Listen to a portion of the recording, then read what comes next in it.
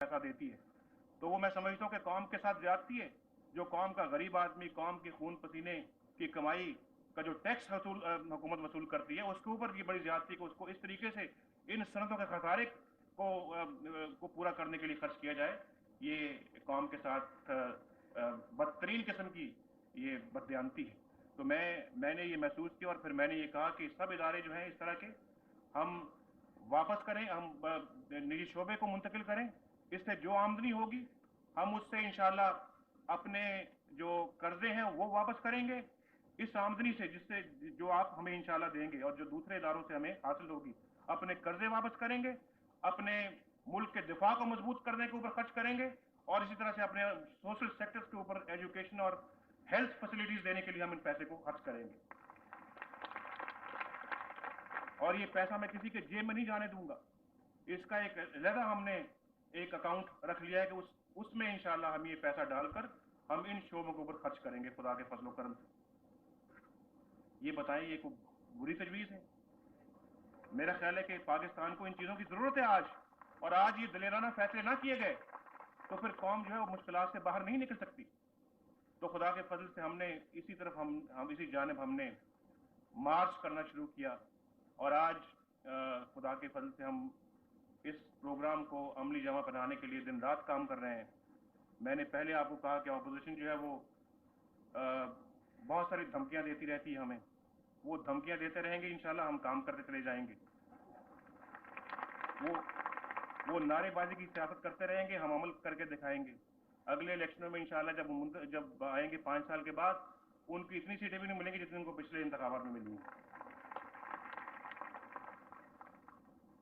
तो मुझे किसी ने कहा कि जनाब ये जो ऑपोजिशन कभी वो मीटिंग बुलाती है, ये एपीसी की कभी दूसरी, मैंने कहा इनका हमेशा तारीख ही ऐसी रही है। पिछले 40 साल में इन्होंने यही किरदार अदा किया। जब माशाल्लाह होता तो ये जमहूरियत का नाम लेते हैं, जब जमहूरियत आती है फिर ये माशाल्लाह की तरफ चले जाते हैं। तो इनका तो काम ही यही है।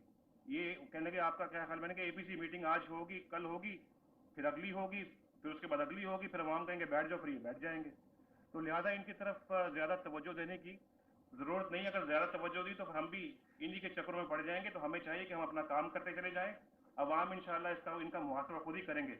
ये जो 8-10 लोग रह गए इंशाल्लाह आज देखें कि साल के बाद ये 2-4 ही रह जाएंगे, बाकी जो है वो भी नहीं रहेंगे।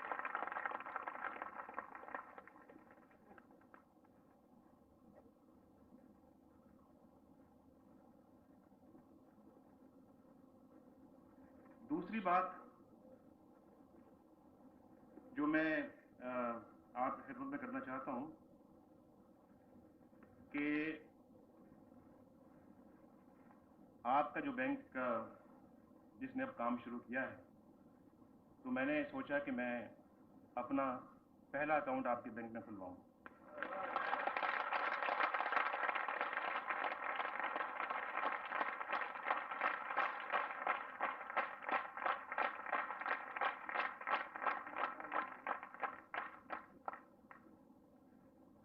पहले तो एक पाकिस्तानी रुपए में मेरा अकाउंट खोलिए, दूसरा अकाउंट मेरा फॉरेन एक्सचेंज में खोलिए।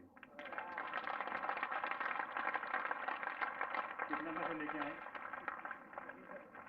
ये मेरा जाती पैसा है, हुकूमत का पैसा नहीं है। अभी बाद में खोलेंगे, अभी कहीं पर बाद में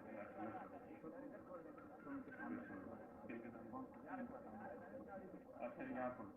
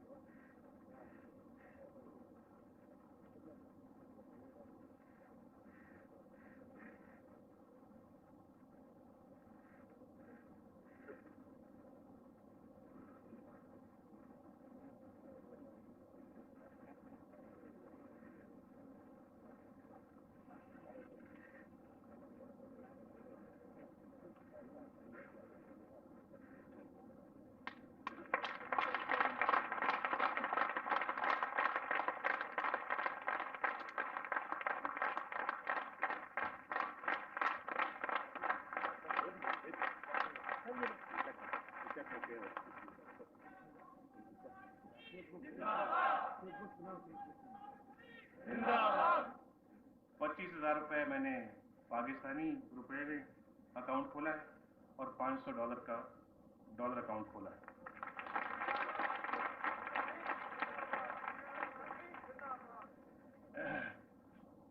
मैं बहुत ज़्यादा लंबी चौड़ी बात अब आपसे नहीं करना चाहता। मुझे खुशी ज़्यादा है और बोलना मैं कम चाहता हूँ। अभी जब मैं एयरपोर्ट से यहाँ पे आ रहा था तो मुझे गवर्नर साहब ने और चीफ मिनिस्टर साहब ने ये कहा कि ये आपका फैसला बहुत अच्छा है, तो मुझे और भी खुशी हुई, क्योंकि मुझे अक्सर इस्लामाबाद में भी ये बहुत सारे दोस्त मिलते रहते हैं और भी जगहों पे कि आपने ये फैसला बहुत अच्छा किया है। तो मेरा बल्कि 5 से खून और बढ़ जाता है जब मैं लोगों की ज़ुबानी सुनता हूँ कि ये फैसला बहुत अच्छा किया है। हमारे chairman privatization commission general Saeed Qadir साहब, उन्होंने वज़ीर ख़जाना सरताज अजीज़ साहब, वज़ीर इंडस्ट्रीज़ चौधरी शुजात साहब, फिर मलिक नईम साहब जो हमारे वज़ीर कॉमर्स हैं, इसी तरह से शेख रशीद साहब जो कि इंफॉर्मेशन मिनिस्टर और इसी प्राइवेटाइजेशन कमीशन के मेंबर्स भी हैं, ये सब हजरात।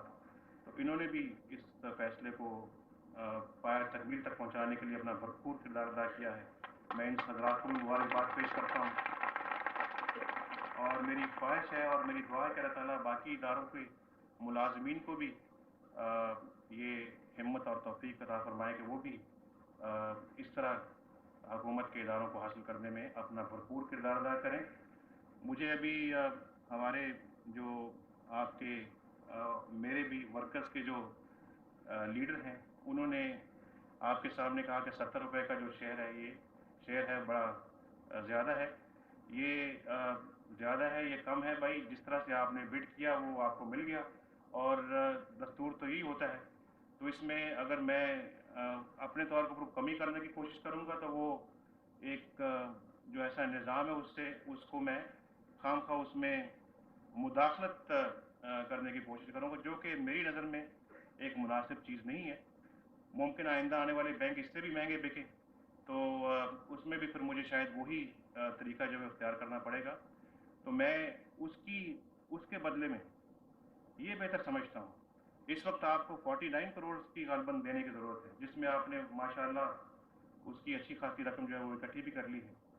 तो मैं इस रकम को 49 से देंगे या 49 ही, लेकिन 5 करोड़ मैं अपने पल्ले से मैं आपको देता हूँ।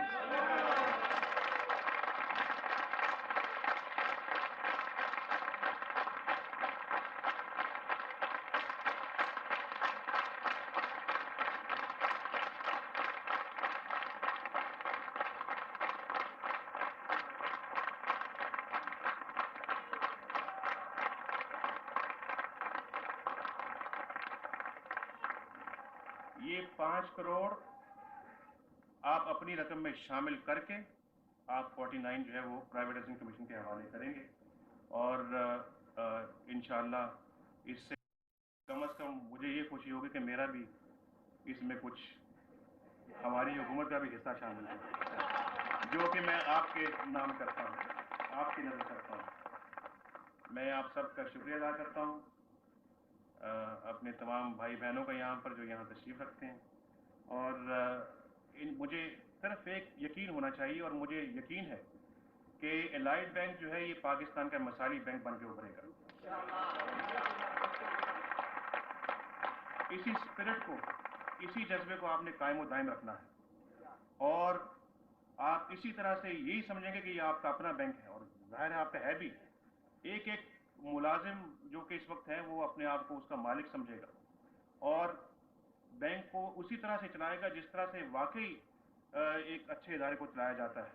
और हर एक की स्टेक है, आप इसमें ये ना भूलिए, इसका फ़ायदा होगा तो हर एक को उसका फ़ायदा पहुंचेगा, खुदा न खासा नुकसान होगा तो हर एक को नुकसान पहुंचेगा। और मुझे यकीन है कि जब हर एक की इसमें स्टेक है और हर एक की एक कोशिश और ख्वाहिश है कि अब इस बैंक को बेहतरीन तौर पर चलना चाहिए, तो मुझे यकीन है इंशाल्लाह कि पाकिस्तान का नंबर 1 बैंक अगर कोई होगा तो एलाइड बैंक होगा।